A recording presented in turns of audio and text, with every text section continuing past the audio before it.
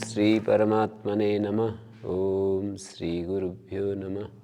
ओम मातृशक्तये नमः। ओम असतो मा सद्गमय तमसो मा ज्योतिर्गमय मृत्योर्मामृतंगमय। ओम शांति शांति शांति। रविवार ये सत्संग की इस 59वीं कक्षा में आप सबका स्वागत है। आज दीपावली का भी पर्व है। ये एक संयोग है कि रविवार को हम सत्संग में उपस्थित होते हैं और बाई चांस आज रविवार का त्यौहार, उत्सव, पर्व जो भी कहें, जीवन में हमें उत्सवों की क्यों आवश्यकता होती है। हमारा जीवन यदि उत्सवमय हो जाए, हमारा जीवन उत्सव रूप हो जाए तो शायद इन उत्सवों की आवश्यकता नहीं होती। उत्सव का एक सांस्कृतिक महत्व है और एक उसका जीवन में सामाजिक महत्व भी है और एक वैयक्तिक महत्व भी है। कुछ पर्व हमारी भारतीय संस्कृति में सांस्कृतिक रूप में, सिंबल के रूप में मनाए जाते हैं और कुछ सामाजिक एक परस्परता में कुछ पर्व होते हैं जिनका उपयोग है। और कुछ सारे ही पर्वों में एक बात तो ज़रूर जुड़ी हुई है कि हम जीवन जीते जीते समय थोड़ा सा थक जाते हैं। थोड़ा हमारे रोज़ाना का जो रूटीन होता है उसमें हमें भारीपन महसूस होने लगता है और व्यक्ति कुछ थोड़ा सा नवीनता चाहता है कि अलग हट करके कुछ बीच में और आ जाए। मैंने देखा है संसार के व्यवहार को कि जब दीपावली आती है तो लगभग 1 महीना पहले से ही उत्साह शुरू हो जाता है। जो जो नज़दीक आता जाता है टाइम, 15 दिन रहते हैं तो और ज़्यादा उत्साहित होते हैं। 10 दिन, 5 दिन और ज़्यादा उत्साह बढ़ता जाता है। दीपावली आएगी, दीपावली का पर्व आ रहा है और दीपावली की परस्पर एक दूसरे को शुभकामनाएं भी प्रेषित करते हैं, दीपावली की शुभकामनाएं। तो इस पर मैंने विचार किया कि ऐसा करने से क्या होता है। तो ऐसा करने से हमारे जीवन में एक नई उमंग, उत्साह, नई एक चेतना सी जाग जाती है और हम फिर हिम्मत से फिर अपने आगे के कार्यक्रम में जुट जाते हैं। तो ये एक इसका पर्व का महत्व है। दीपावली के पर्व को अमावस्या के दिन होता है और इस दिन हम सभी लोग भारत में ये त्यौहार को, हम हर त्यौहार के साथ भोजन का तो संबंध होता ही है, कुछ विशेष भोजन बनता है, पर साथ में जैसे एक एक होता है। होली के दिन रंग से होली को संपन्न करते हैं और दीपावली के दिन जो ये दीपमाला है, उस दीपमाला को हम बड़े प्रकाश, सब जगह प्रकाश ही प्रकाश दिखने लगता है। तो ये दीपक के साथ इसको जोड़ दिया गया और अनफॉर्चुनेटली कहें, इसके साथ पटाखे छूटने की जो एक गलत परंपरा चालू हो गई और ये जो बहुत ज़्यादा पूरा देश का हिसाब लगाएं तो हम अरबों रुपए को एक रात में फूंक देते हैं। अरबों खरबों रुपए जो है ना, ऐसे आग लगा देते हैं। ऐसे हिसाब यदि लगाएं ना तो ये बहुत बड़ी संख्या जाएगी और प्रदूषण हो जाता है वो अलग। तो ये कोई शक्तिशाली, कोई राजा या कोई इस विजन के साथ यदि कोई काम करेगा तो शायद ये कभी भविष्य में इस पर विचार किया जाएगा और इसको पर विवाह शादियों में और ये सब जब भी खुशी होती है तो पटाखे छोड़ने लगते हैं। आवाज़ें, मनुष्य को ऐसा लगता है कि हमारी खुशियों की अभिव्यक्ति का माध्यम एक ही है कि बड़े बड़े आवाज़ की जाए, आवाज़ विस्फोट किया जाए, तो इससे हम अपनी खुशियों को वो कर सकते हैं, अभिव्यक्ति दे सकते हैं। समझ की बात है, सारा सौदा तो समझ का है। तो मैंने कहा कि आदमी किसी एक रूटीन में चलते चलते जब उसको, अभी दरअसल मेरे को यदि पूछा जाए तो सब दिन दिवाली ऐसा लगता है मेरे को। तो मतलब मैं अपने को खड़ा करके देखूं तो मेरे को तो कुछ भी फर्क नहीं पड़ता है ना कुछ, क्योंकि जो रूटीन है वो उसको मैं बदलता ही नहीं हूँ।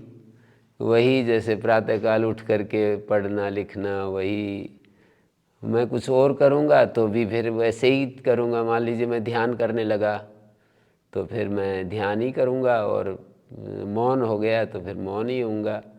तो किसी किसी को होता होगा, पर मैं अपने को खड़ा है। इसी तरह से मेरे बहुत सारे और भी साथी होंगे, केवल मैं ही नहीं, और भी बहुत सारे साथी होंगे मेरे जैसे, कि उसको पर्व आदि की कोई ज़रूरत महसूस नहीं होती। और मेरे को तो कम से कम नहीं उसके लिए किसी प्रकार का कोई विशेष उत्साह आदि मेरे को प्रतीत हो, ऐसा मुझे नहीं लगता। फिर भी दुनिया को तो मतलब कुछ उनमें हरकत आ जाती है, कुछ मतलब एकदम जीवन में निराशा उतनी आगे पीछे कम हो जाती है, और एक बहुत ज़्यादा खुशियों का माहौल हो जाता है। परस्पर मिलने का भी कार्यक्रम चलता है, एक दूसरे से मिलते हैं, एक दूसरे से संपर्क करते हैं। तो ये जो तो पर्व के संबंध में बात कही, एक सामान्य बात थी कि हमारा मिलना जुलना और ये सब होता है। हम अपने ज्ञान को यदि ऐसा बना लें कि हमारा जो जीवन है वो ज्ञान से आलोकित रहे, तो इस प्रकार के मोटिवेशन जो हमें हमारी निराशा को दूर करने के लिए, हमारे उत्साह को बढ़ाने के लिए आवश्यकता होती है, उनकी कोई आवश्यकता नहीं रहेगी।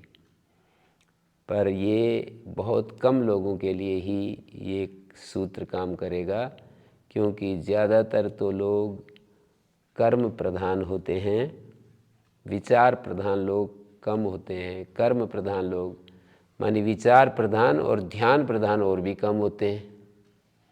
ध्यान प्रधान लोग सबसे कम होते हैं, विचार प्रधान लोग जो है उससे कम होते हैं, मतलब उससे थोड़ा ज़्यादा होते हैं, और कर्म प्रधान लोग जो है सबसे ज़्यादा हैं दुनिया में।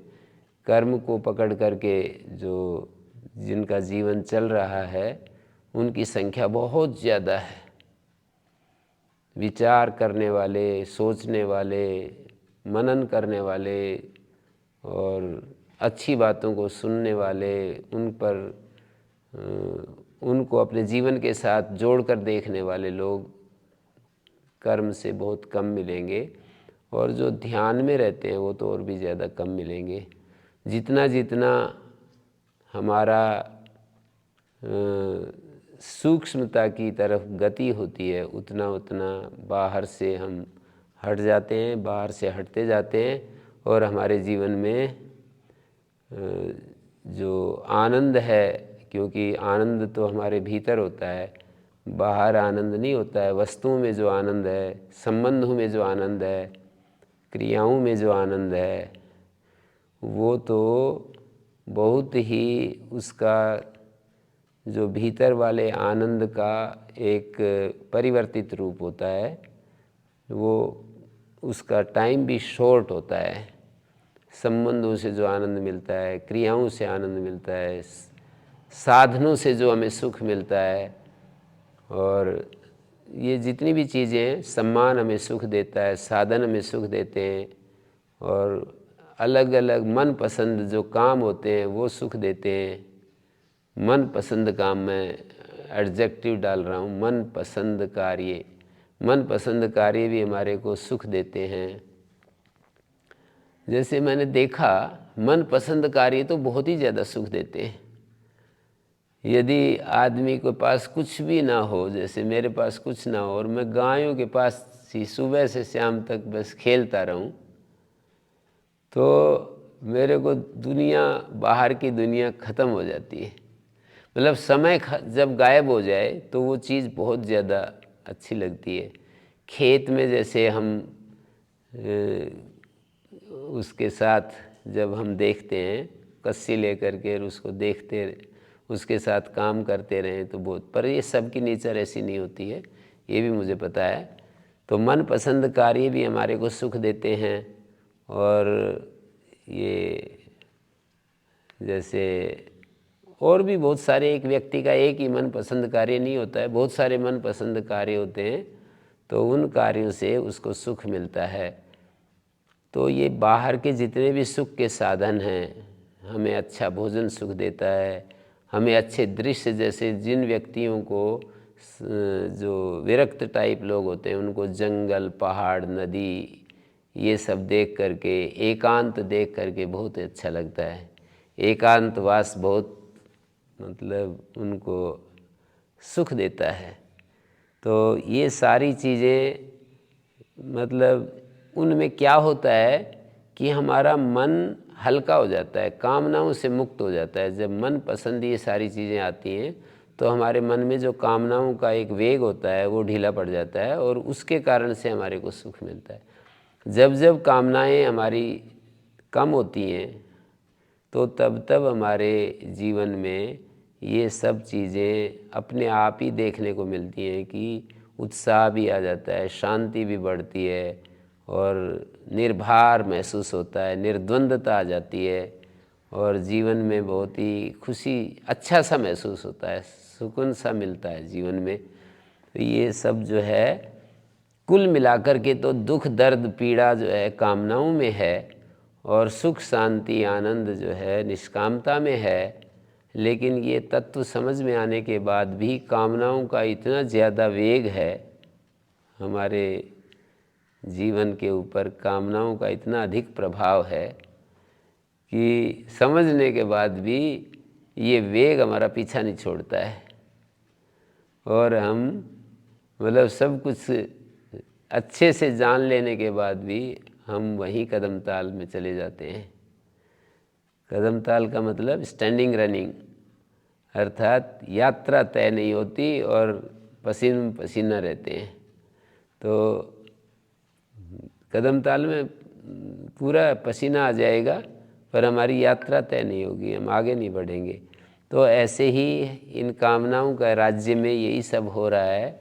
निरंतर हमारा मतलब मेहनत, पुरुषार्थ वो सब लगता रहता है और उनसे बीच बीच में कुछ जैसे जैसे उसकी उपलब्धि होती है कामनाओं की, उतनी देर के लिए मन शांत हो जाता है, हल्का हो जाता है, निर्भर हो जाता है और उसके कारण से हमारे को सुख महसूस होता है।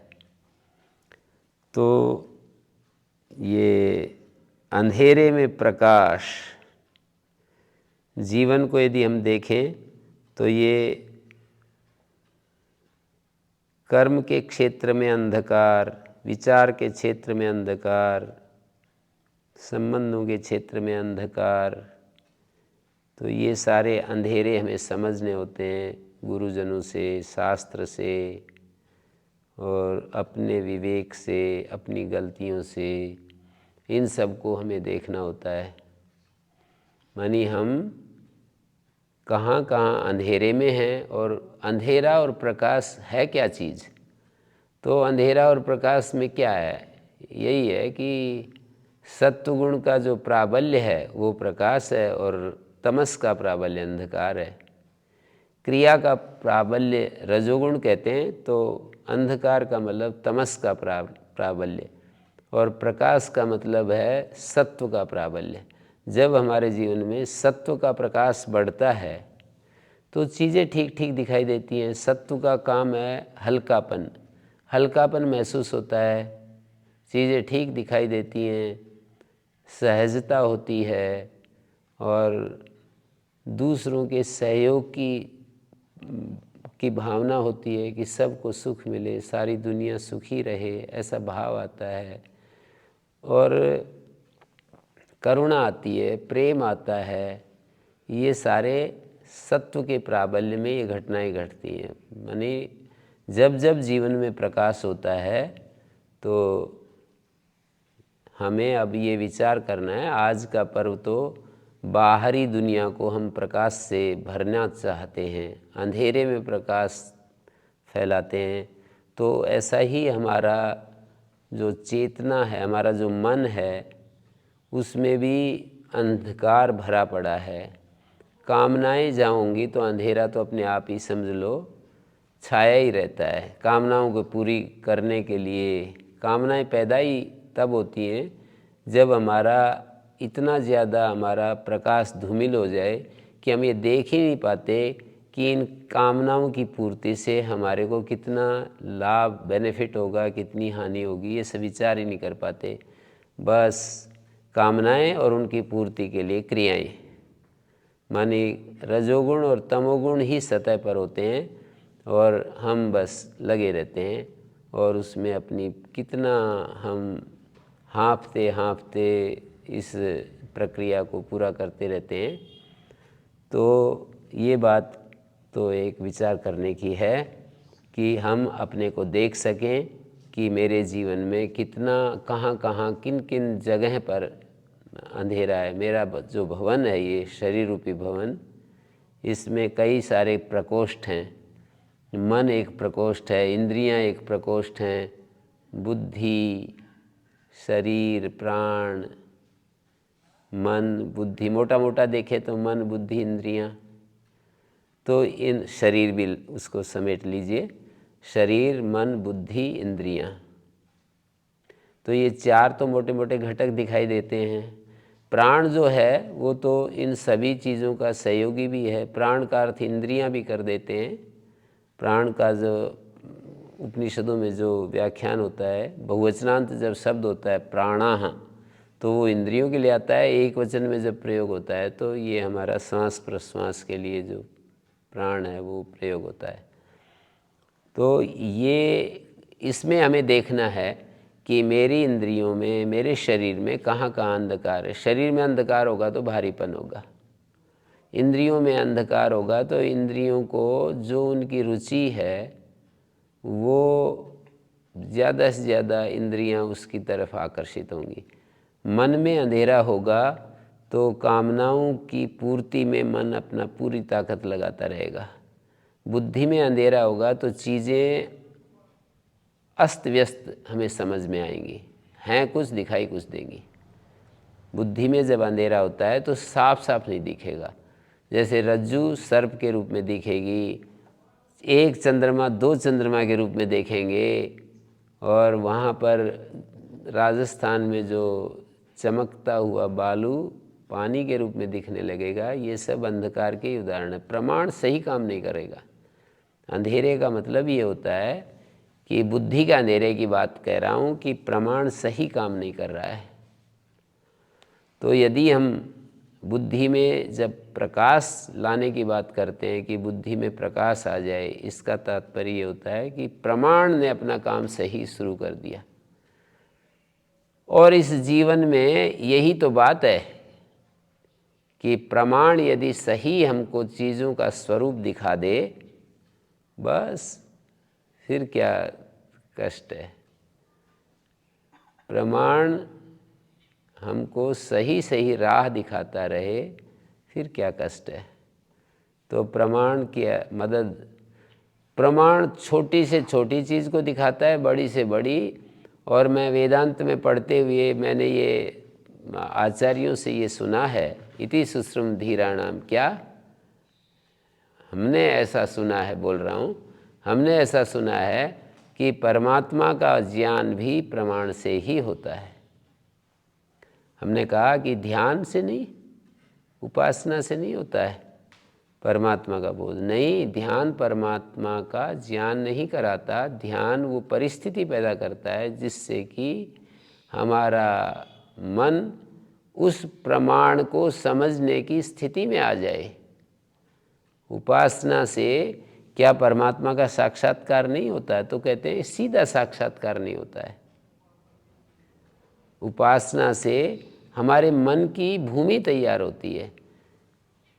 उपासना तक समझ लो कि हम जुताई कर रहे हैं, खेती को तैयार कर रहे हैं, भूमि को तैयार कर रहे हैं, खाद पानी डाल रहे हैं, बीज बोने के लिए हम तैयार हो रहे हैं, और बीज बोते ही एकदम लहराने लगती है खेती। तो ये बीज बोना तो होता है प्रमाण, और उससे पहले जो भी कुछ करेंगे वो है श्रवण करें, मतलब मनन निधिध्यासन जो भी हम करते हैं, अंततः मनन निधिध्यासन जो है श्रवण को ही ऐसा आचार्यों ने हमारे सामने रखा है। दो धाराएं हैं, कहते हैं सुनने के बाद मनन करो, मनन के बाद निधिध्यासन, तब जो है सत्य का साक्षात्कार होता है। पहला स्टेप सुनना, सुनने के बाद मनन करना, मनन के बाद निधिध्यासन से हमें सत्य की उपलब्धि होती है, आत्मा का साक्षात्कार होता है। सत्य उपलब्धि का मतलब आत्म साक्षात्कार। निधिध्यासन तो बोल रहा हूँ, श्रवण मनन निधिध्यासन जो है, श्रवण करो, सुनो शास्त्रों को, मनन करो, विचार करो, उस पर केंद्रित हो जाओ, एकाग्र हो जाओ, यही नाम निधिध्यासन है। तो ऐसे सत्य मिलता है। दूसरे आचार्य कहते हैं नहीं, मनन और निधिध्यासन जो होते हैं वो तो श्रवण को उद्घाटित होने के लिए भूमि तैयार करते हैं। मनन और निधिध्यासन जब हम करते चले जाएं तो फिर श्रवण जो है ना इतना ज़्यादा सहज हो जाता है कि सुनने से जो चीज़ें जैसी सुनाने वाले ने कही हैं, उस सुनाने वाले की बात सुनने वाले को वैसी के वैसा मैसेज पहुंच जाता है। जब मनन और निधिध्यासन, पहले सुनते हैं, फिर उसमें मनन करते हैं, फिर निधिध्यासन करते हैं, फिर निधिध्यासन के परिणाम के रूप में श्रवण का वास्तविक तात्पर्य उद्घटित होता है। तो वो यूँ कह देते हैं कि भाई श्रवण करो, मनन करो, निधिध्यासन करो, निधिध्यासन के बाद साक्षात्कार तो अपने आप घटित होने वाली चीज़ है। अब श्रवण मनन थोड़ा थोड़ा भेद है, देखने का नज़रिए का भेद है, बाकी तो ठीक ही है। श्रवण करना तो पड़ता ही है शुरू में।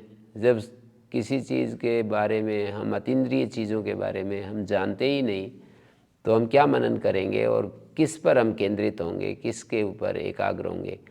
तो श्रवण मनन निधिध्यासन के बाद फिर हमें प्रमाण जो है ना वो प्रकाशित करता है सत्य को, कि तत्वमसि, तुम वही हो, तुम वही हो। इसका जो तात्पर्य है, ब्रह्मास्मि, मैं ब्रह्म स्वरूप हूँ, मैं ज्ञान स्वरूप हूँ, मैं शुद्ध हूँ, बुद्ध हूँ, आत्मा हूँ, आनंद हूँ। ये जो बोध है ये तभी घटित होता है जब हम निरंतर अपने चित्त का परिमार्जन कर लेते हैं, अपने मन की सफाई कर डालते हैं, तब ये अनुभव के स्तर पर ये चीज़ हमें प्रकाशित हो जाती है, हमारे भीतर प्रकाशित हो जाती है। तो इसी को मैं प्रकाश कह रहा हूँ गीता में, तेषामेव अनुकंपार्थम अहम अज्ञानजं तमः नाशयाम्यात्म भावस्थो ज्ञान दीपेन भास्वता। एक जगह का है 10वें अध्याय के 10वें 11वें श्लोक में कि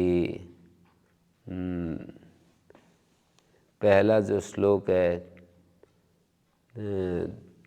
पहले श्लोक में तो ये कहा कि मैं उनको बुद्धि दे देता हूँ, सही बुद्धि दे देता हूँ उनको, और वे मेरे तक पहुँच जाते हैं। तेषां सतत युक्तानां भजतां प्रीतिपूर्वकं ददामि बुद्धि योगम तम येन माम उपयांति ते। जो सतत युक्त होकर के मेरा भजन करते हैं, प्रीतिपूर्वक भजन करते हैं, उनको मैं ऐसी बुद्धि प्रदान करता हूँ कि वे मेरे पास आ जाते हैं। ददामि बुद्धि योगम तम येन माम उपयांति ते। वे लोग मेरे पास आ जाते हैं, मेरे समीप आ जाते हैं। मानिए एक प्रकार से बुद्धि की एक विशेष स्थिति चाहिए ना हमें भगवान का साक्षात्कार करने के लिए।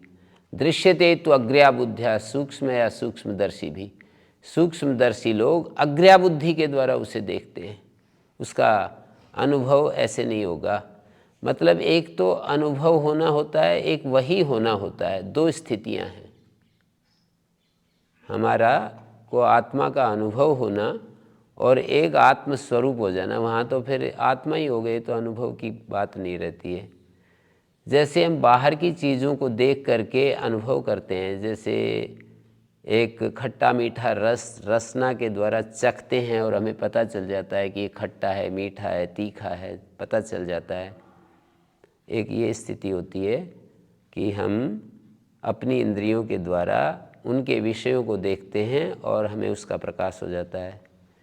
फिर इसी तरह से हम बुद्धि का सहयोग लेकर के इन बाहरी चीज़ों को जांचते परखते हैं कि ये हानिकारक चीज़ है, ये लाभकारक चीज़ है, इससे जीवन में सुख बढ़ेगा, इससे दुख बढ़ेगा, इस व्यवहार से हमारे को कष्ट होगा, इस तरह से हमें पता चलता है। तो ये जो बुद्धि हमारी मदद करती है कि कौन सा व्यवहार हमें सुखदायक होगा, कौन सा दुखदायक होगा। लेकिन आत्मा का अनुभव करने के लिए, मानी दृश्य से अलग दृष्टा का एक अनुभव करने के लिए कि भाई ये है, इसका निश्चय करने के लिए कि ये है आत्मा, उसके लिए सूक्ष्म बुद्धि की आवश्यकता होती है। फिर वो भी जब उसका भी अतिक्रमण हो जाता है तो हम अनुभव स्वरूप ही हो जाते हैं, उससे अलग अनुभव करने की ज़रूरत नहीं। दो स्थितियाँ में, तीन स्थितियाँ, बाहरी चीज़ों का अनुभव, बाहरी चीज़ों का शब्द स्पर्श रूप रस का अनुभव, और फिर हमें कोई सम्मान करता है, अपमान करता है, उसका अनुभव। फिर हमारे को जो इसके अलावा भी फिर अपनी हमारे पास जो एक पावर होती है, शक्ति होती है, उसका एक अनुभव हमें होता है। हमारे पास पॉलिटिकल पावर होती है या किसी पद की पावर होती है ना, तो उसका एक अनुभव होता है हमारे को। हम बोलते हैं और वो चीज़ घटित हो जाती है। बस एक बार ऐसे निगाह घुमाते हैं और चीज़ें जो है ना व्यवस्थित हो जाती है। तो ये एक पद की शक्ति है। ये इन सब चीज़ों का हम अनुभव करते हैं, बाहर की दुनिया की चीज़ें हैं ये, इनका हम अनुभव करते हैं। फिर हम अपना होने का अनुभव, सामान्य रूप से तो हम हैं, ये अनुभव हो रहा है, पर इसका कॉन्क्रीट अनुभव अभी नहीं है। शरीर मन बुद्धि इंद्रियों से अलग अपना अनुभव, शरीर मन बुद्धि, ये अनुभव सूक्ष्म बुद्धि के द्वारा होता है, अंतर्मुख बुद्धि के द्वारा। एक बुद्धि होती है जो बहिर्मुख होती है, तो उससे बाहरी पदार्थों का अनुभव होता है। एक बुद्धि अंतर्मुख होती है, उस अंतर्मुख बुद्धि के द्वारा हमारे को अपना अनुभव होता है। प्रकाश की बात लेकर के मैं चल रहा हूँ कि हमारा अंधेरा बुद्धि में जब होता है तो हम अपना अनुभव नहीं कर सकते, बाहरी चीज़ों का थोड़ा थोड़ा अनुभव करते हैं। वैज्ञानिक लोग जितना सूक्ष्मता से परमाणु को जानते हैं, सेल को जानते हैं, और ये इंटरनेट कैसे काम करता है, और ये जो सैटेलाइट्स कैसे काम करती हैं, और कैसे विज्ञान के आविष्कार ऊंचे ऊंचे जो आज के युग में चल रहे हैं, वो सारा अपने से बाहर पदार्थ के ऊपर बुद्धि को एकाग्र करके बुद्धि की सूक्ष्मता के द्वारा उन सब को जाना पहचाना जाता है। बुद्धि सूक्ष्म हो जाती है उस काम को करते करते, और दुनिया की चीज़ों को हम जानने लगते हैं। इसी को पलट दें, अर्थात बाहर से बिल्कुल एकदम से शांत हो जाएं, विमुख होकर के, और अपने भीतर अपने स्वरूप पर केंद्रित हो जाएं, तो वही बुद्धि जो है, जो बाहरी पदार्थों को देख रही है, वही बुद्धि हमारे आत्मा के साथ मिलकर के आत्मा के स्वरूप का भी, ये कहना तो नहीं बनता है कि बुद्धि आत्मा के स्वरूप को प्रकाशित करती है, लेकिन उस सूक्ष्म बुद्धि के सहयोग से आत्मा का जो सत्स्वरूप, ज्ञान स्वरूप, सुख स्वरूप वो प्रकाशित हो जाता है। उसके सहयोग से स्वयं ही वो प्रकाशित हो जाता है। जैसे बादल ना हो तो बुद्धि, अंतर्मुख बुद्धि का मतलब इतना होता है कि वहाँ पर कोई हलचल नहीं है हमारे मन में, बुद्धि शांत है और तीक्ष्ण है, पैनी है बिल्कुल। तो उस अवस्था में हमारी आत्मा प्रकाशित हो जाती है। मतलब ऐसा मैं नहीं कह रहा हूँ, बिल्कुल ये समझने की बात है कि बुद्धि हमको आत्मा का अनुभव, बुद्धि से आत्मा को देखा जाता है। बुद्धि से आत्मा को देखने का मतलब ये होगा कि किसी दीपक के द्वारा सूर्य को देखना, कि इधर दीपक हमारे पास और उधर सूर्य है, तो दीपक ले जा करके और सूर्य को देखना चाह रहे हैं। तो ऐसा तो मैं नहीं कह रहा हूँ, लेकिन इसका कुछ न कुछ रोल तो है बुद्धि की सूक्ष्मता का। और बुद्धि की सूक्ष्म बुद्धि होती है तो स्थिर भी होगी, वो स्थिर होनी चाहिए। मतलब स्थिर नहीं है तो वो बाहरी चीज़ों को भी बढ़िया से प्रकाशित नहीं कर पाएगी, अंदर की चीज़ों को भी। तो जब हमारी बुद्धि सूक्ष्म होती है और स्थिर होती है तो कठोपनिषद में भी इस तरह के माने ऐसे मंत्रों का वहाँ पर है कि दृश्य, यही जो मैंने बोला था, दृश्यते तो अग्र्या बुद्ध्या सूक्ष्म या सूक्ष्मदर्शी भी। इसके अलावा भी हृदा मनीषा मनसाभिक्लिप्ता ये तद विदुर अमृतास्ते भवन्ति। हृदा मनीषा मनसाभिक्लिप्ता। हृदा माने हृदस्थ बुद्धि, बुद्धि हृदा का मतलब बुद्धि के द्वारा, हृदय शब्द उपनिषदों में बुद्धि के लिए आता है। मनीषा मन का नियंत्रण करने वाली, मन पर शासन करने वाली बुद्धि, मनीषा तृतीया का एक वचन है। हृदा मनीषा मनसा अभिक्लिप्ता। शुद्ध जो मन है, शुद्ध मन के द्वारा अभिक्लिप्ता वो आत्म तत्व प्रकाशित हो जाता है। हृदा मनीषा मनसा अभिक्लिप्ता। तो बुद्धि का अपना एक रोल तो है। कितने वर्ष पहले, मतलब मैं सोचता रहा हूँ, एक तरफ तो यूँ कहते हैं कि मन उसका पता नहीं दे पाता है, मन वापस यतो वाचो निवर्तन्ते अप्राप्य मनसा से, मन के सहित वाणियाँ वापस लौट आती हैं, उसका पता नहीं चलता। दूसरी तरफ मनसा एव अनुबोधव्यम, ये भी कहते हैं। यस्तु विज्ञानवान भवति समनस का सदा शुचि, ये भी मंत्र कहें, श्रुतियाँ इस तरह कह रही हैं कि जो विज्ञानवान होता है, समनस्क होता है, शुचि होता है, तो उसको वो आत्म तत्व प्रकाशित हो जाता है। तो हमारे को बुद्धि की सूक्ष्मता मानी वो बुद्धि जो विकारों से मुक्त है, वो बुद्धि जिसमें कामनाएं नहीं है, वो बुद्धि जो बिल्कुल प्योर हो गई है, मतलब उसके राग द्वेष निकल गए हैं, क्लेश समाप्त हो गए हैं। ऐसी निश्चल बुद्धि के द्वारा, ऐसी निश्चल बुद्धि के माध्यम से आत्मा स्वतः प्रकाशित हो जाता है। बुद्धि और आत्मा के में प्रकाश से प्रकाशक जो भाव है वो इस तरह से सीधा सीधा नहीं है कि बुद्धि प्रकाशक है और आत्मा प्रकाशित होने वाला तत्व है। पर इसको ऐसे समझ लो कि जैसे आकाश में बादल एकदम से घिरे हुए हैं और आकाश में सूर्य भी चमक रहा है, तो बादलों के रहते हुए सूर्य नहीं दिखाई देता। तो ऐसे एक स्थिति आ जाती है कि कोई भी बादल नहीं और सूर्य जो है आकाश में हमको प्रकाशित दिखाई देता है। तो इसी तरह से हमारी बुद्धि जब स्थिर होती है, शांत होती है, पवित्र होती है, शुद्ध होती है, तो उस अवस्था में उसमें कामनाओं का और इच्छाओं का, प्रवृत्तियों का वेग नहीं होता और जड़ता भी नहीं होती है। मतलब बुद्धि में तीन चीज़ें हैं ना, एक तरफ प्रकाश है, एक तरफ जड़ता है, एक तरफ क्रिया प्रवृत्ति है। तो बुद्धि शुद्ध होने के बाद उसमें प्रवृत्ति भी कम से कम हो गई और उसमें जड़ता भी नहीं बची, मतलब मोह का जो अंश है वो भी कम हो गया है, हल्कापन है। तो ऐसी बुद्धि जब होती है और उधर हम दृश्य से अलग दृष्टा को जानना चाहते हैं कि ये दृश्य है, ये दृष्टा है, ये जानने वाला है, ये जानने में आने वाली चीज़ है, तो बस इतना तो बुद्धि से, सूक्ष्म बुद्धि के द्वारा समझ में आएगा कि भाई इन दो तत्व हैं मेरे सामने। तो बुद्धि पहचान लेती है इनको, इसी को विवेक ख्याति कहते हैं।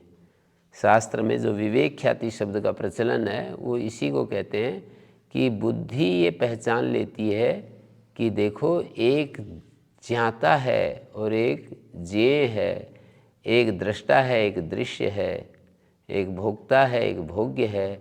तो ये जो भेद है इसको हम बुद्धि से ही फर्क करके समझते हैं। तो ये इतना काम बुद्धि के द्वारा हो जाता है। दृग दृश्य विवेक जो है बुद्धि की सहायता से हमारा हो जाता है, और ये होने के बाद फिर दृष्टा के स्वरूप में स्थिति होती है। इसको एक को शास्त्रीय भाषा में संप्रज्ञात योग कह देते हैं, दूसरे को असंप्रज्ञात योग कहते हैं। न किंचित संप्रज्ञायते, मतलब असंप्रज्ञात योग का मतलब कुछ भी जहाँ पर संप्रज्ञान नहीं रहता है, आत्मा केवल आत्मा बस आत्मा रहता है और कुछ नहीं रहता है, तो वो असंप्रज्ञान स्थिति है। एक संप्रज्ञान स्थिति है जिसमें विषय चीज़ जो है वो ठीक ठीक जानने में आ रही है। तो मैंने कभी बताया था कि एक ज्ञान होता है, एक प्रज्ञान होता है, एक संप्रज्ञान होता है, एक असंप्रज्ञान होता है। कोई चीज़ ज्ञात होती है, प्रज्ञात होती है, संप्रज्ञात होती है। प्रज्ञात, संप्रज्ञात, असंप्रज्ञात। मानी ज्ञात के साथ में प्र जोड़ दें तो प्रज्ञात, या ज्ञान के साथ प्र जोड़ दें तो प्रज्ञान, और सम उपसर्ग और लगा दें तो संप्रज्ञान, और अ जोड़ दें, निषेधवाचक अ जोड़ दें तो असंप्रज्ञान या संप्रज्ञात। तो मतलब बुद्धि का जो रोल है वो संप्रज्ञान तक रहता है। बुद्धि हमको दृष्टा और दृश्य को ठीक ठीक बुद्धि, सूक्ष्म बुद्धि के द्वारा उसका बोध हो जाता है, और असंप्रज्ञान स्थिति में वो भी निरुद्ध हो जाता है। उस तरह से भी वो तो क्या स्थिति हो सकती है जिसमें कोई विचार नहीं, कोई भाव नहीं, कोई भावना नहीं, कोई किसी प्रकार की हलचल नहीं, और बस होते हैं पर ये सब चीज़ें नहीं होती हैं। मानी कोई गति नहीं, कोई इच्छा नहीं, कोई कामना नहीं। तो प्रकाश की ये अंतिम चरम सीमा है। यूँ कहते हैं प्रकाश की अंतिम चरम सीमा है, जब प्रकाश ही प्रकाश बच जाए और कोई भी चीज़ ना बचे। जैसे आकाश में जो अभी यहाँ धरती पर केवल प्रकाश नहीं है, दूसरी चीज़ें भी हैं, तो प्रकाश इन चीज़ों से टकराता है और रिफ्लेक्ट होता है, वापस हटता है।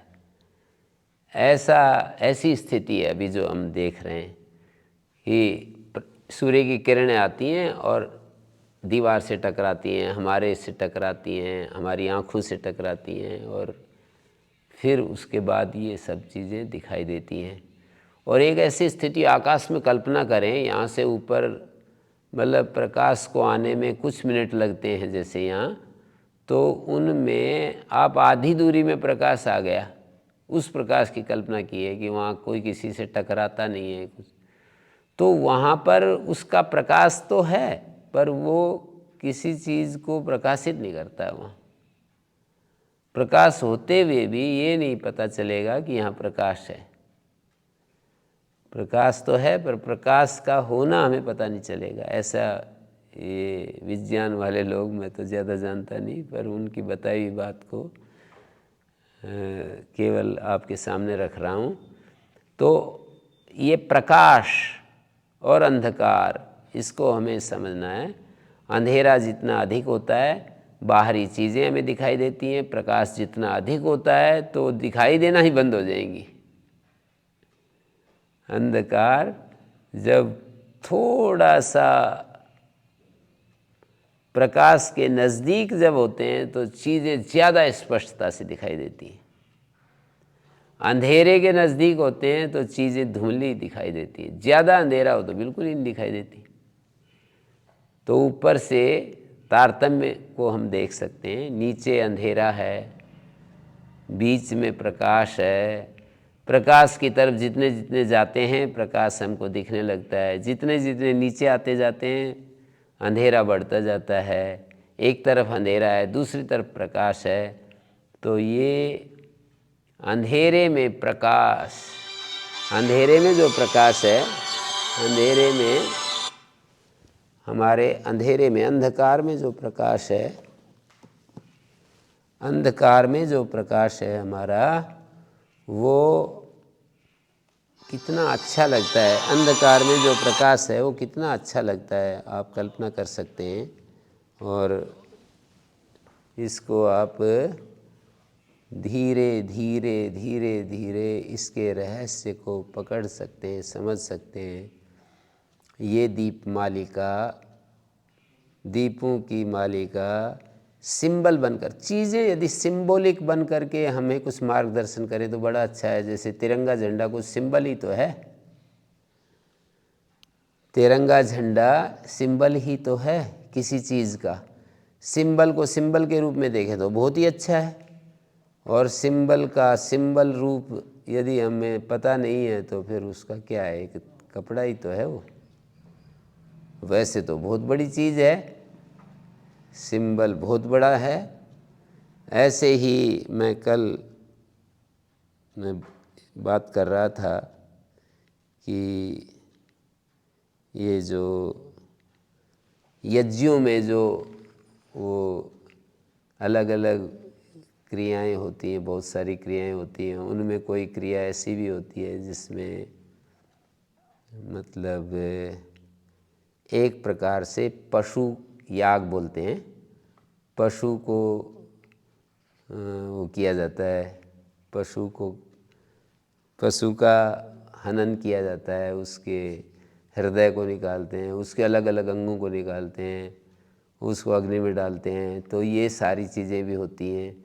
तो उसका क्या मतलब है, वो एक सिंबॉलिक रूप में और कुछ संदेश देने के लिए, जब सिंबल हट जाए, मतलब सिंबल जिस चीज़ का संकेत करता है उसको, जैसे किसी ने कहा एक कि ब्रह्मचारी यदि अवकीर्णी हो जाए, अपने व्रत का लोप कर दे, तो उसको गर्धव वो करना चाहिए, गर्धव याग करना चाहिए। तो ये तो सिंबल की बात है कि गर्धव याग क्या होता है। तो भाई गर्धव याग तो ये होता है कि गर्धव जैसे रूखा सूखा खाता है और काम बहुत ज़्यादा करता है, दिन भर बाहर ढोता है। तो ऐसे ही ब्रह्मचारी शरीर से मेहनत ज़्यादा करेगा और खाना पीना कम लेगा, तो उसका प्रायश्चित हो जाएगा, उस जो उसने व्रतलोप किया है उसका प्रायश्चित हो जाएगा। तो अब कोई उसको गर्धव याग करे, गर्धव काट करके अग्नि में डाल दे, तो सिंबल को समझ नहीं रहा है। तो ऐसे ही पशु याग में मुझे ऐसा लगता है कि वो अहंकार को, हमारा जो अहम है वो अलग अलग, अहंकार का एक हृदय होता है, अहंकार का अलग अलग पार्ट्स होते हैं। तो अहंकार को पूर्ण रूप से विसर्जन करने के लिए वो एक प्रक्रिया है। उसको, उसका जो सिंबॉलिक अर्थ है वो तो गायब हो गया और केवल वो बच गया, तो उसका तो कुछ अर्थ नहीं है। मतलब तिरंगा जिस संकेत को दे रहा है उसका अर्थ तो गायब हो जाए, तिरंगे को हम फहराते रहें। हरियाली का संकेत दे रहा है, शांति का संकेत दे रहा है, या शौर्य का संकेत दे रहा है, उसको तो हम बढ़ाएं नहीं और केवल तिरंगे को लहराते रहें और उस तरफ ध्यान न दें। तो ये सिंबल जो है मतलब क्या करेगा, सिंबल तो जड़ होता है, उसके अंदर चेतना नहीं होती है। सिंबल जिस चीज़ का संकेत करता है वो महत्वपूर्ण चीज़ होती है, वो एकदम चेतना से भरी होती है। तो इसी तरह से यहाँ पर भी हमें समझने की बात है। जैसे मेरे को किसी ने ये बात आ गई तो मैं कह रहा हूँ कि सिंबल की कितनी बड़ी चीज़ है। वो किसी ने एक कहानी सुनाई थी कि मुस्लिम लोग जो होते हैं ये ईद का पर्व मनाते हैं और इस तरह से वो करते रहते हैं, मतलब पशुओं की बलि देते हैं। एक साल तक पूरा किसी भी पशु को खूब मोटा ताज़ा करते हैं और फिर कट गया।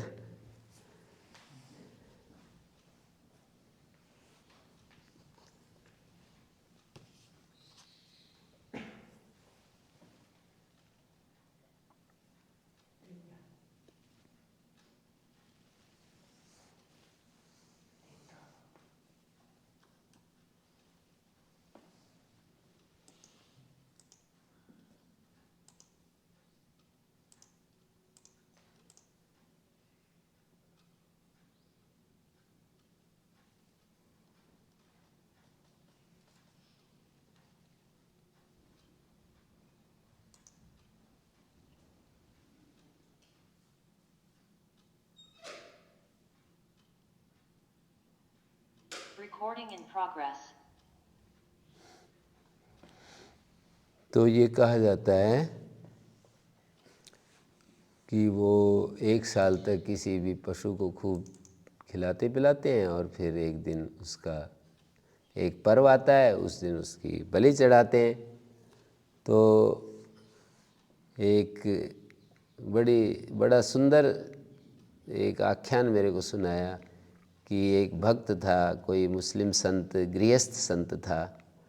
तो इब्राहिम उसका नाम था। वो उसको रात को स्वप्न आया कि तेरी कितनी पूजा होती है, इतना ज़्यादा तू लोक में तेरा सम्मान है और तू मेरे लिए कुछ भी कोई भेंट आदि कुछ नहीं चढ़ा रहा है, भेंट आदि नहीं दे रहा है, तो तुझे ये सब करना चाहिए ना।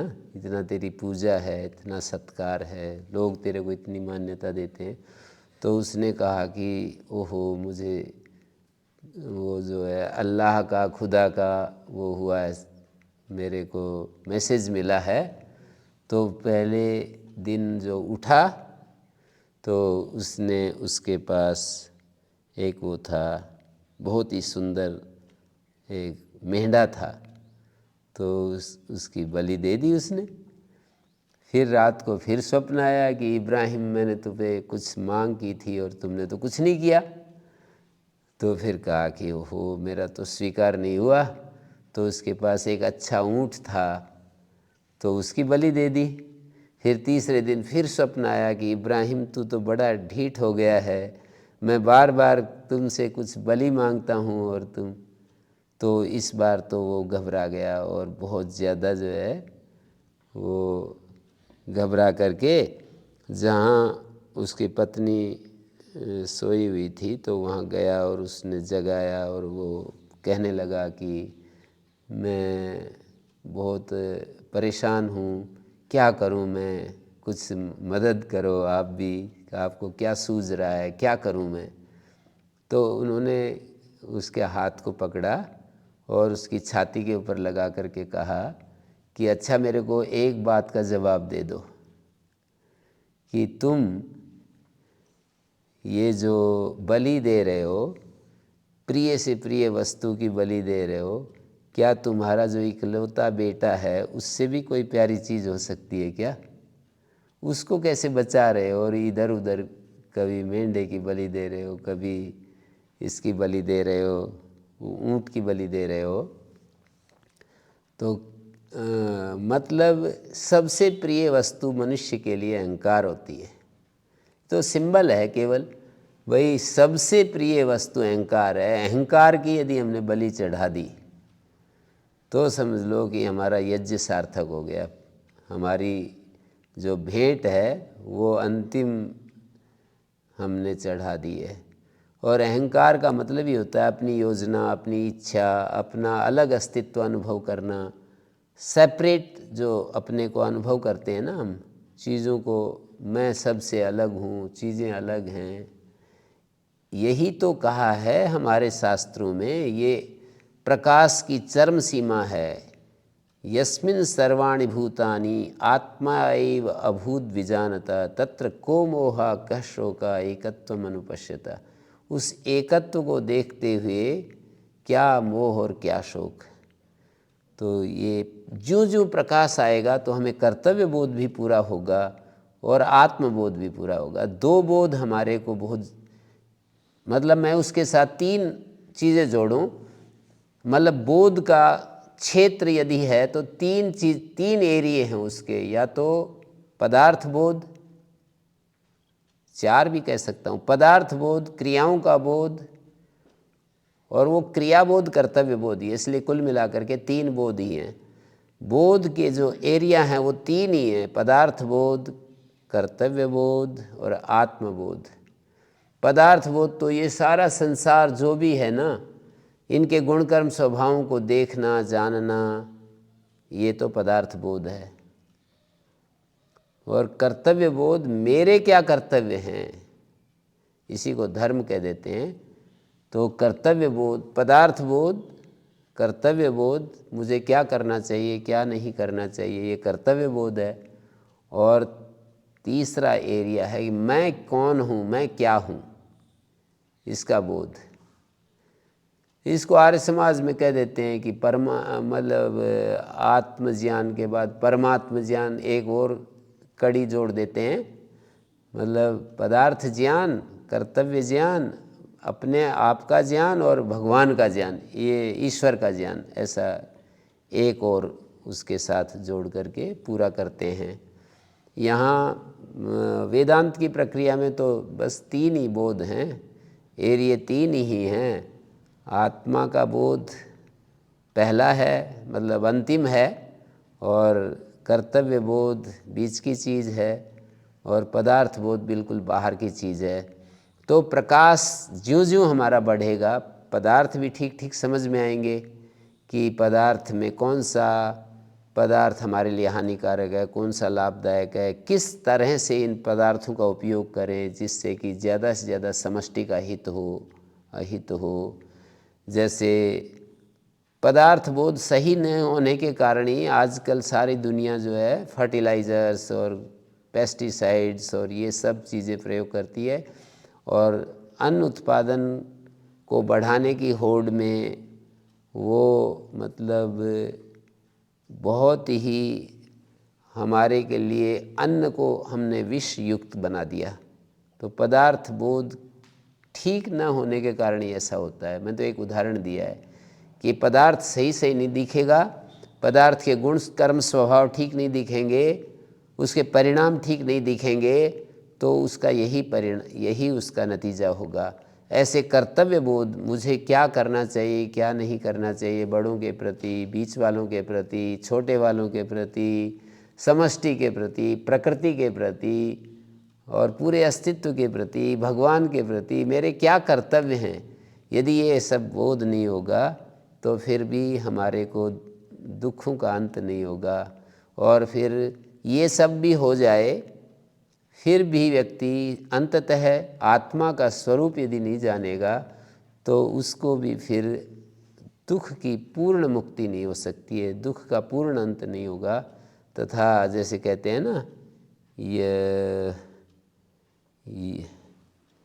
एक वो श्लोक में ये बात कही है कि तथा देवम अविज्ञाय दुःखस्यान्तो भविष्यति। ये संसार को यदा चर्मवद आकाशम वेष्टयिष्यन्ति मानवः तदा देवम अविज्ञाय दुःखस्यान्तो भविष्यति। चमड़े की तरह इस सारे संसार को व्यक्ति लपेट ले। चर्मवद आकाशम वेष्टयिष्यति मानव, वेष्टयिष्यन्ति मानवा। मनुष्य जब सब मिलकर के चमड़े की तरह आकाश को लपेट लेंगे तब उस परम देव को बिना जाने दुख का अंत हो जाएगा।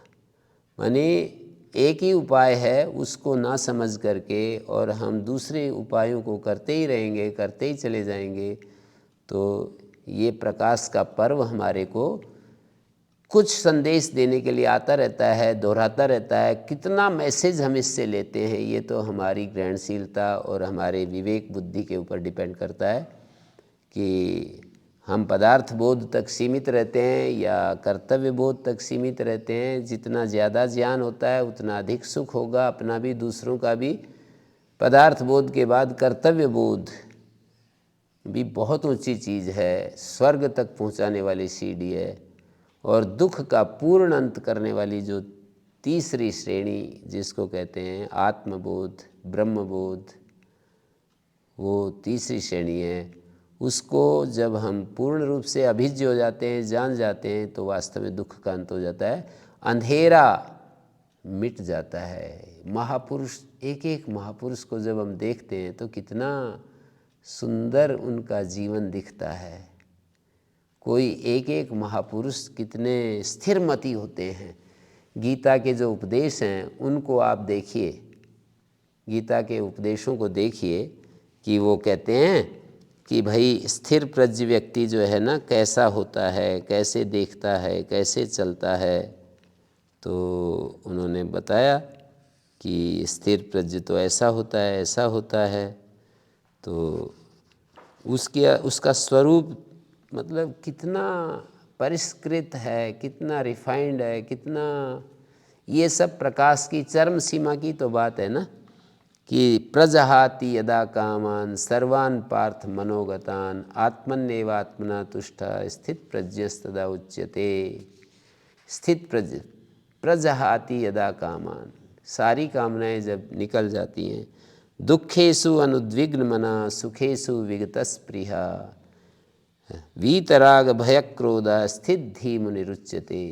राग, भय, क्रोध ये सब जिसके चले गए हैं, दुखों में परेशान नहीं होता, सुखों में कोई लालसा नहीं।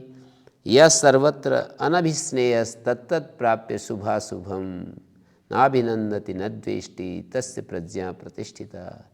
सर्वत्र लगाव रहित है, सर्वत्र अनभिस्नेह तत्तत् प्राप्य शुभाशुभम, मतलब शुभ और अशुभ को पाकर न उसको लगाव है, न वितृष्णा है, न भाग रहा है, न भोग रहा है, पर एकदम जागरण की स्थिति में रहता है। हमारे स्वामी जी कहते रहते हैं, न भोगो न भागो जागो, तो नाभिनंदी न द्वेष्टि तस्य प्रज्ञा प्रतिष्ठिता। ना तो अभिनंदन करता है न द्वेष करता है, उसकी प्रज्ञा प्रतिष्ठित होती है। और जैसे ये सारे जो वाक्य हैं ना, वो प्रकाश के ही सिंबल हैं। एक वाक्य में कहूँ तो सारे शास्त्रों में जो इतने अच्छे अच्छे वचन हमको मिलते हैं वो प्रकाश के ही सिंबल हैं, प्रकाश के प्रतीक हैं। मतलब वाक्य कह लो या प्रकाश कह लो, एक ही बात है। तो दीपमालिका प्रकाश के साथ जुड़ी हुई है। प्रकाश से धन की भी वृद्धि, लक्ष्मी की भी, श्री वृद्धि, लक्ष्मी वृद्धि भी होती है। प्रकाश से हमारे सुख की भी वृद्धि होती है। और प्रकाश से जो अंतिम चीज़ है वो अपने स्वरूप को पहचानना, वो भी हो जाती है। ऐसे कितने वाक्य हैं, ये तो मैंने 2-4 वाक्य बोले हैं। पूरे गीता, उपनिषद, वेद, सारे वाक्य इसी तरह से हमारे लिए दिशा दे रहे हैं।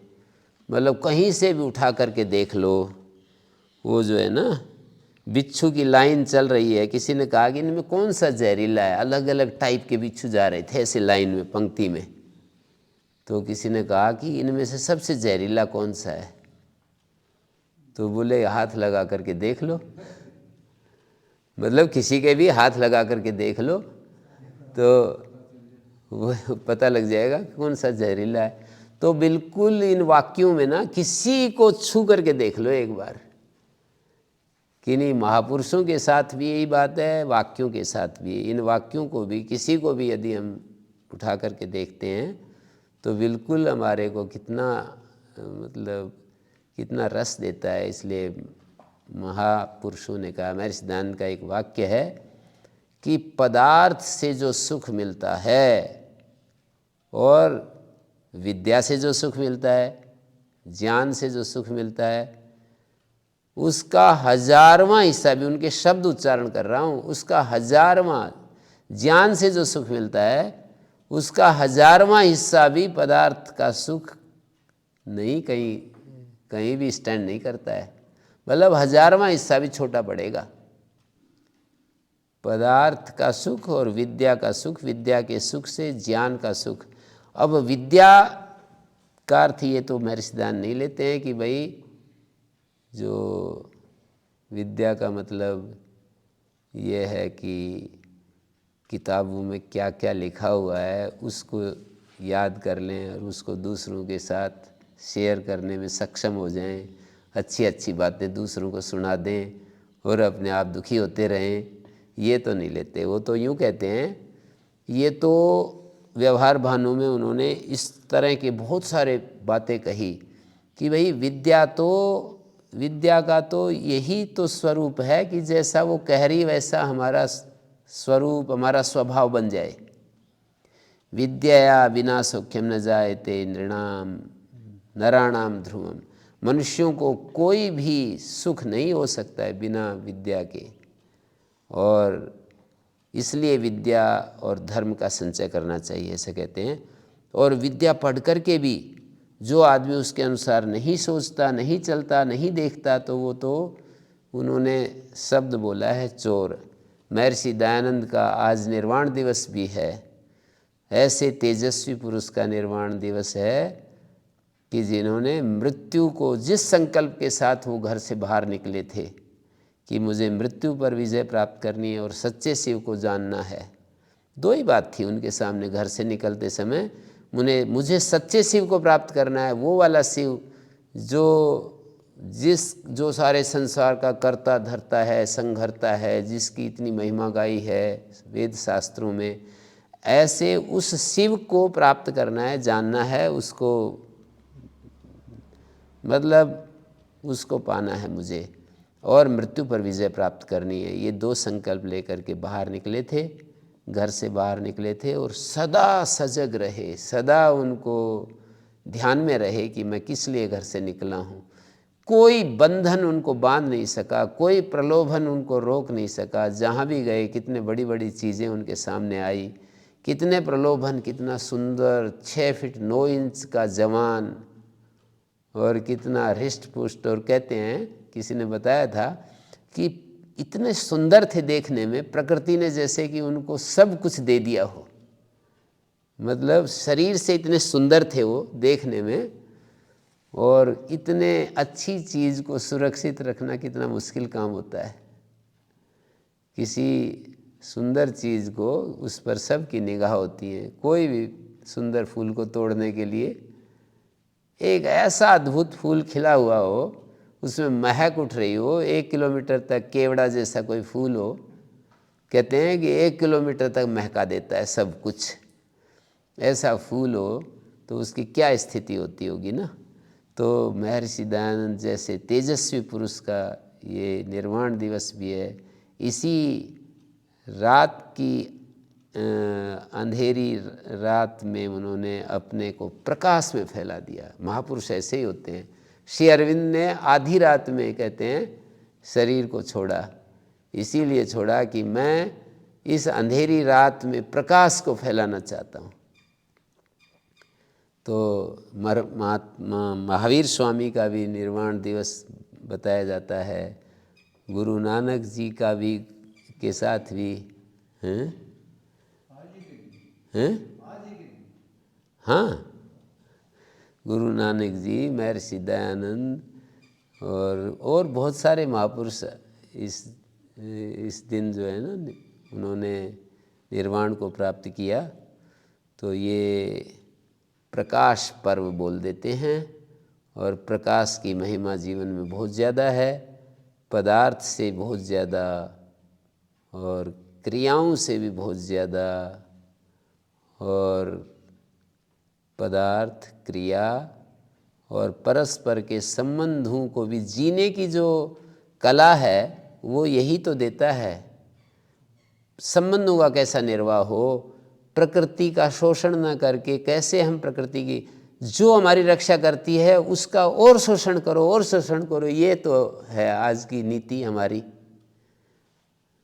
ये जो है ना, मतलब जो हमारा पालन कर रही है माँ, प्रकृति माँ बनकर, उसी को खूब दोहन करने में लगे हुए हैं कि इसका जल्दी से जल्दी खून पियो। प्रकृति का एक खून पीना होता है, प्रकृति का दूध पीना होता है, मतलब माँ का खून पीना और माँ का दूध पीना। तो भोग जो होते हैं वो माँ का खून पीना जैसा होता है। और प्रकृति किसी से अरविंद ने ही कहा है, मैंने वहाँ पर पतंजलि योग पीठ में एक बार स्वामी जी महाराज को बताया तो बड़े खुश हुए। मैंने कहा कि श्री अरविंद ऐसा कहते हैं, प्रकृति जो है ना माँ के रूप में है, वो भोग्या नहीं है, वो तो स्तन्यपान करने के लिए, दुग्ध पान करने के लिए, बच्चों को दूध पिलाने के लिए मिली है।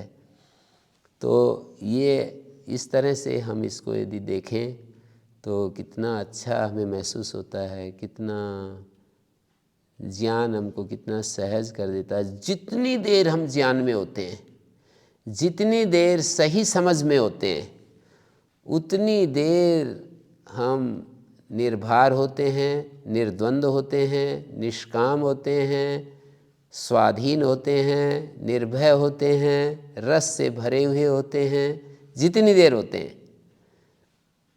तो इसको हम प्रकाश को सत सत नमन करते हैं इस पर्व, दीपावली के इस पर्व पर, और अपने जीवन को और अधिक प्रकाशमय करने के लिए बहुत